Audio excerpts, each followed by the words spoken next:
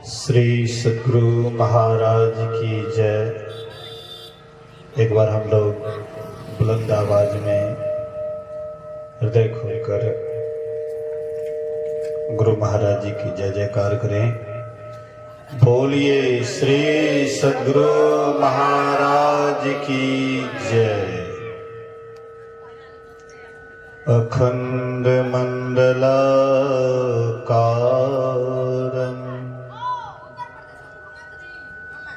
व्याप्तं येन चराचरं तत्पदं दर्शितं येन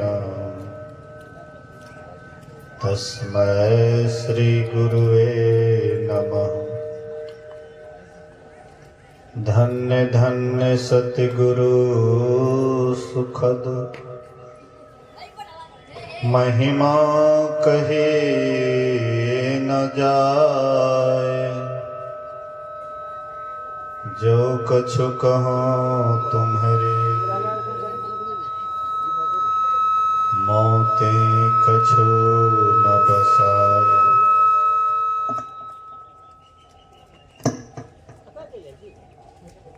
अव्यक्त रूप में सर्वत्र सर्वदा वर्तमान सद्गुरु महाराज जी के पावन चरणों में कोटि कोटि नमन। उपस्थित गुरुजन, धर्म प्रेमी सत्संगी बंधुओं, पूजनीय माताओं तथा भक्तिमती बहनों, एक दिवसीय संतमत सत्संग का आयोजन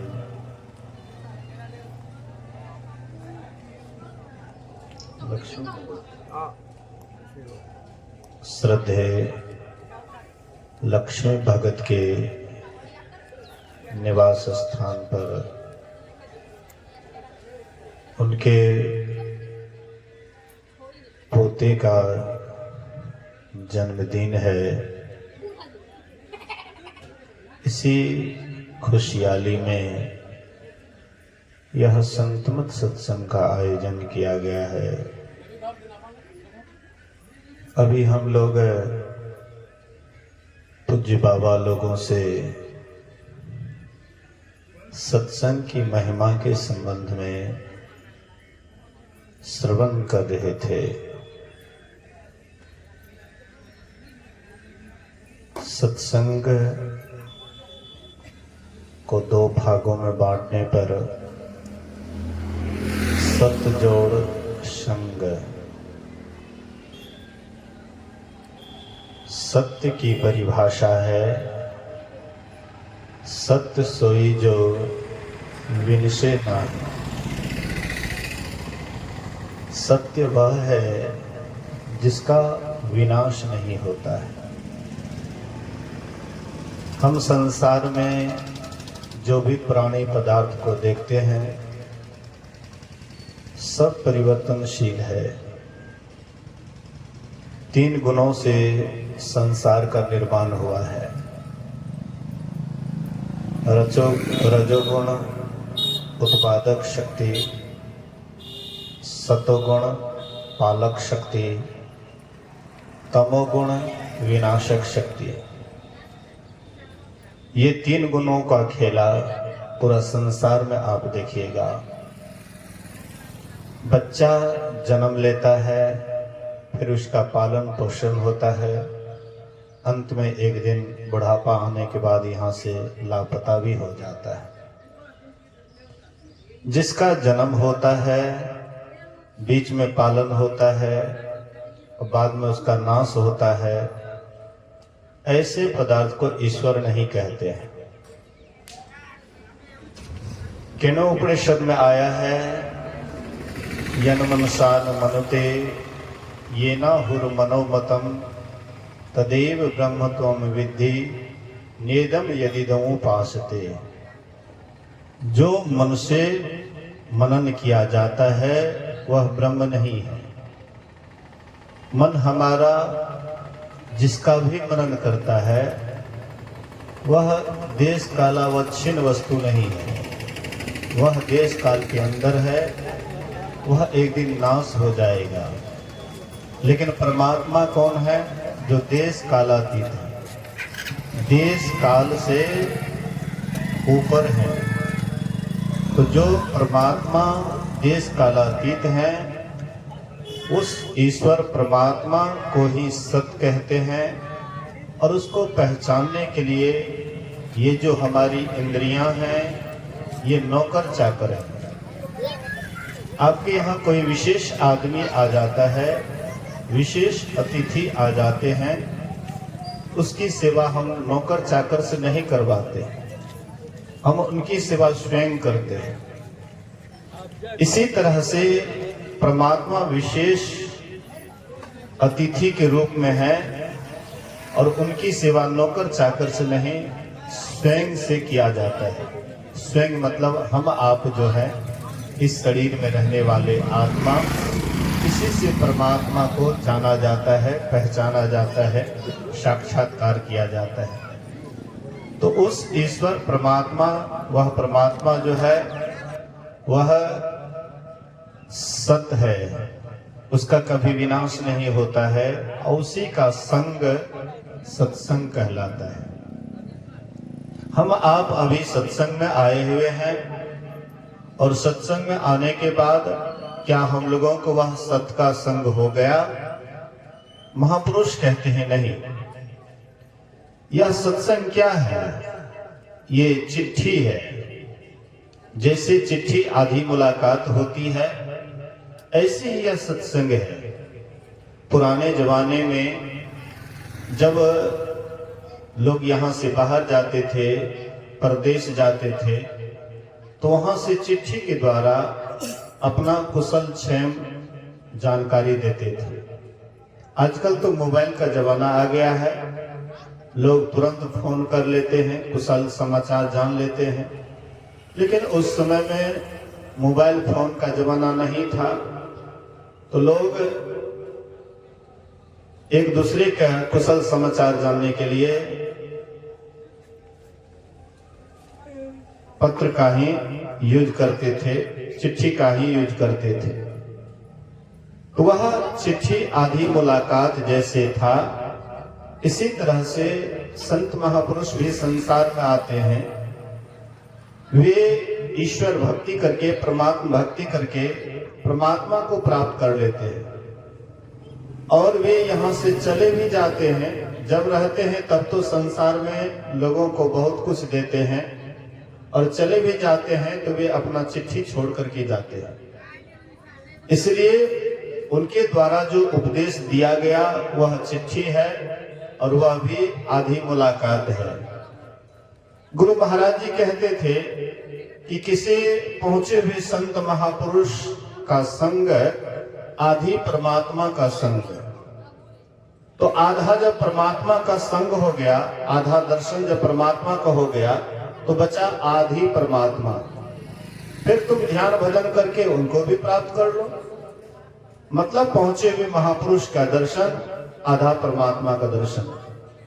गुरु महाराज जी कहते थे कि आज तक हमने इस आंख से परमात्मा को नहीं देखा।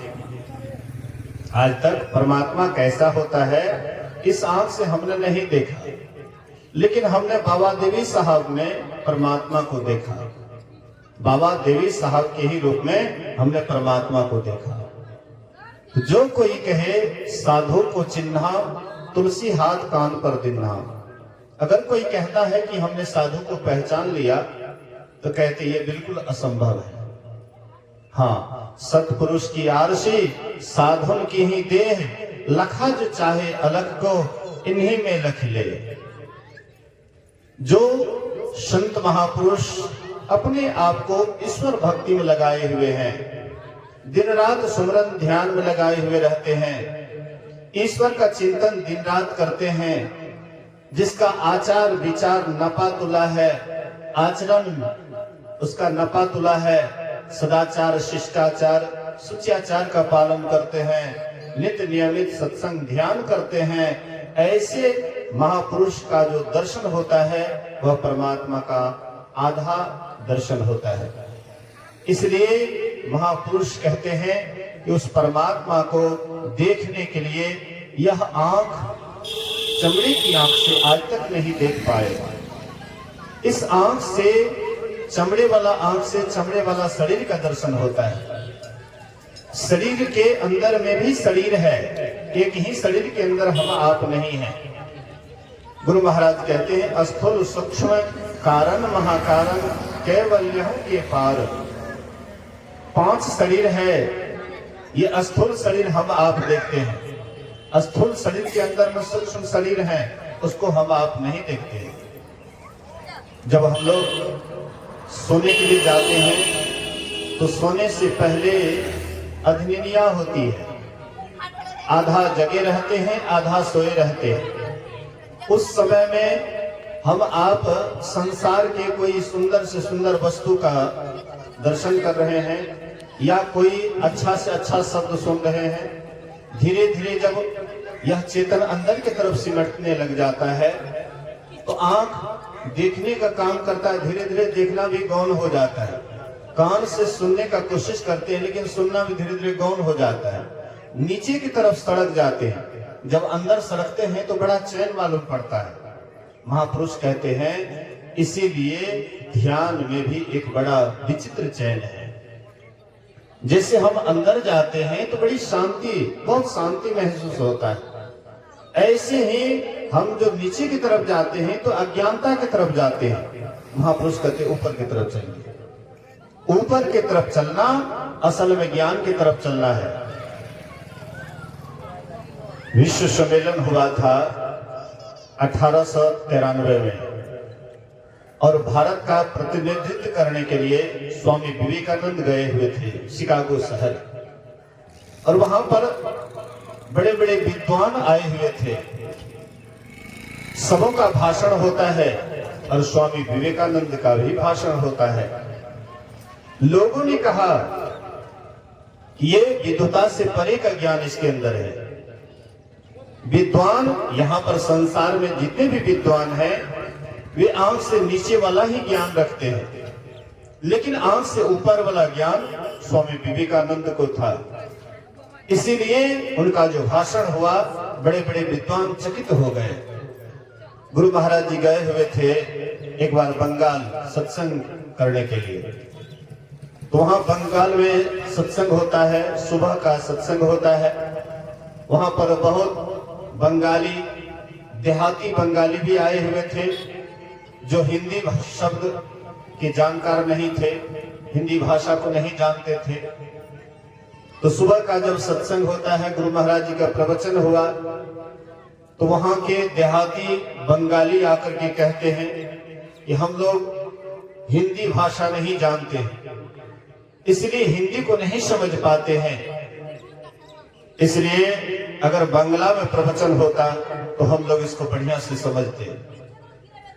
जब अपराह्न कालीन सत्संग होता है तो गुरु महाराज जी कहते हैं लाइए मेरे पास माइक, और गुरु महाराज जी माइक लेकर के घंटों बांग्ला में प्रवचन किए। आश्चर्यचकित हो गए सबके सब कि ये बिल्कुल शुद्ध है बंगाली भाषा में प्रवचन। सबसे विशेष आश्चर्यित जो साथ में रहने वाले संत शिवी जी महाराज थे, वे जब बासे पर गए गुरु महाराज पूछते हैं कि हमने आपको कभी बंगला शब्द का अभ्यास करते हुए नहीं देखा, और मैं थोड़ा बहुत अभ्यास करता हूं, 5-10 मिनट किसी तरह बोल पाऊंगा, वो भी शुद्ध नहीं, और आप घंटों जो बंगला में प्रवचन किए ये कैसे किए? तो गुरु महाराज जी कहते हैं कि कबीर साहब की वाणी को नहीं पढ़े हो?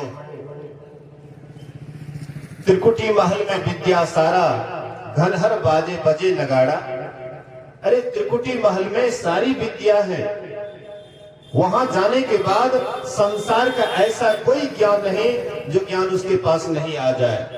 देहस्था सर्व विद्याश्च, देहस्था सर्व देवता, देहस्था सर्व तीर्थानि, गुरु वाक्येन लभ्यते। इसी शरीर के अंदर में सारी विद्या है। संसार में जितनी भी विद्या है, सारी विद्या इस शरीर के अंदर में है। देहस्था सर्व विद्याश्च, देहस्था सर्व देवता। जितना भी देवी देवता का नाम सुनते हैं, इस शरीर के अंदर में सारी देवी देवता मौजूद है। देहस्था सर्व तीर्थानी, जितना भी तीर्थ का नाम सुनते हैं संसार में, सारा तीर्थ शरीर के अंदर में है। लेकिन जब तक शरीर के अंदर में डुबकी नहीं लगाइएगा, तब तक पता नहीं लगेगा। इसलिए कहते हैं जोई पिंडे सोई ब्रह्मांडे। जो ब्रह्मांड में दिखाई पड़ता है वह सब शरीर के अंदर में है। लेकिन हमारे शरीर के अंदर में बहुत कुछ है, कभी हम उसमें झांक करके नहीं देखेंगे तो पता चलेगा कि क्या क्या शरीर के अंदर में है। हमारे घर के अंदर में खजाना गड़ा हुआ है, सोना चांदी हीरे जवाहरात गड़ा हुआ है। हम कभी अपने घर के अंदर में बढ़िया से देखे नहीं तो भला कभी वह खजाना मिलेगा। एक सेठ जी अंतिम समय में सोचे कि अब मैं नहीं बचूंगा, तो ये क्या करते हैं, डायरी में कुछ लिख करके और उसका शरीर छूट जाता है, ये मर जाते हैं। उसका लड़का छोटा था, नादान था। जब वह बड़ा हुआ, समझने बुझने लगा, पढ़ा लिखा, सयाना हुआ, इसके बाद एक दिन वह सेठ जी की वह डायरी को उल्टाते हैं, अपने पिता के डायरी को उल्टाते हैं। उस डायरी में लिखा हुआ था, बेटा मैं अमुक तार के पुलगी पर धन को रख दिया हूं, गाड़ दिया हूं। विशेष आवश्यकता पड़ने पर उसको तुम निकाल सकते हो और अपना यूज कर सकते हो। तो वे क्या करते हैं, डायरी को देख करके आश्चर्यचकित हुए कि फलाने तार का पुलगी तो अभी भी मौजूद है, भला वहां पर धन कैसे रह सकता है। शायद लगता है कि पिताजी अंतिम समय में शायद बुद्धि विवेक खो गए होंगे, इसलिए कुछ लिख दिए। फिर मन में विचार करते हैं कि हो न हो कि कहीं हमारे पहुंच की बाहर की बात हो, पिताजी कुछ अनुभव गम्य बात लिखे हो जो हमारे समझ में नहीं आता हो। तो उनके पिताजी के समय में जो वृद्ध मुनीम था, उनके पास गए और बोले कि देखिए हमारे पिताजी लिख दिए हैं कि फलाने तार के पुलगी पर मैं धन को रख दिया हूं, विशेष आवश्यकता पड़ने पर तुम उसको उतार लेना। तो कहते उसमें दिन तारीख भी है, बोले कि हाँ तिथि भी है, दिन भी है। तो क्या है, तो वैशाख शुक्ल चतुर्दशी 10:30 पर वह धन को उतार लेना। बोले कि वह समय आने दो, फिर मैं तुम्हें बता दूंगा। जब वह समय आया, 10:30 हुआ, तार का पुलगी का जहां पर छाया पड़ रहा था, बोले यहां कोड़ो। तो वहां कोड़ते हैं, अपार धन रखा हुआ था, निकाल करके हाँ मालो माल हो गए, सारी कंगाली उसका दूर हो गया। ऐसी हमारे भीतर में भी परमात्मा रूपी धन गड़ा हुआ है। संत महापुरुष भी बताते हैं कि तुम भी अगर अपने अंदर में झांकोगे, दसम द्वार में झांकोगे, तब तुम्हें पता लगेगा वह दसम द्वार का। और फिर तब जब तुम उस धन को पालोगे तो तुम्हारा कंगाली सदा के लिए दूर हो जाएगा। देश कैसा भी हो, जिसका ऊंचा ख्याल है, दिन देखते बाहर से, भीतर से मालो माल है। कोई कहता भिक्षु, कोई कहता कंगाल है, और गुदरी पहने हुए वह गुदरी का लाल है। तो जो अंदर चलेंगे वह परमात्मा के लाल को पा करके सदा के लिए उसका कंगाली दूर हो जाएगा। और संसार में कितना हो दौड़िएगा, कितना हो धन हो जाए, लेकिन कंगाली कभी भी दूर होने वाला नहीं है। संसार में कितना धन हो जाए, अरबपति खरबपति कितना हूं आप हो जाइए, लेकिन अंदर से जब तक आपको वह असली धन नहीं मिलेगा तो नकली धन के लिए हम दिन रात वैसे ही पागल बने रहेंगे, अशांत रहेंगे, दुखी रहेंगे, बेचैन रहेंगे। और जब अपने अंदर में चलेंगे अजब चैन मिलेगा, विचित्र चैन मिलेगा। ऐसा चैन मिलेगा जैसा हम आप नींद में जाते हैं तो वहां पर बाहरी कोई चीज नहीं रहता, लेकिन बड़े सुखी होते हैं, बड़े आनंदित होते हैं। वैसे ही भीतर में चलिएगा, अंदर चलिएगा, ध्यान की गहराई में जाइएगा, सदा के लिए हम आपका कंगाली दूर हो जाएगा। 10:55 हो गया है। मैं इसी के साथ मैं अपने वाणी में विराम देता हूँ। बोलिए श्री सद्गुरु महाराज की जय। संग सतगुरु